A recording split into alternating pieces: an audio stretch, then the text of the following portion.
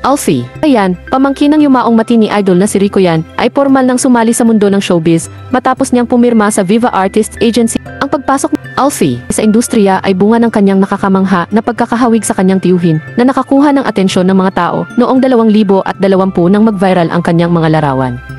Dahil 15 taong gulang pa lamang siya noon, nagpasya siyang mag-focus muna sa kanyang pag-aaral at sa kanyang hilig sa baseball. Ngunit ngayon, sa edad na 19, handa na si Alfie na yakapin ang kanyang bagong karera bilang isang commercial model at brand endorser. Ang kanyang paglalakbay sa showbiz ay sinuportahan ng kanyang tita, si Claudine Barreto, na nagbigay sa kanya ng espesyal na relo na dating pag-aari ni Rico.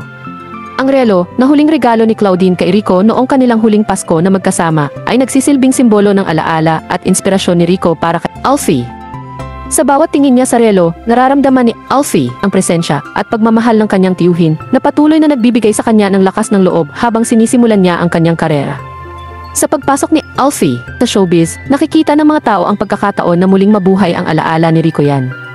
Ang kanyang karisma, talento, at pagiging isang matini idol ay tila namana ni Alfie na nagbibigay ng pag-asa sa mga fans na makikita nila ang isang bagong mukha ng karisma at talento sa industriya. Sa kanyang bagong karera, handa si Alfie pakita ang kanyang sariling talento at personalidad habang binibigyang pugay ang legacy ng kanyang tiyuhin.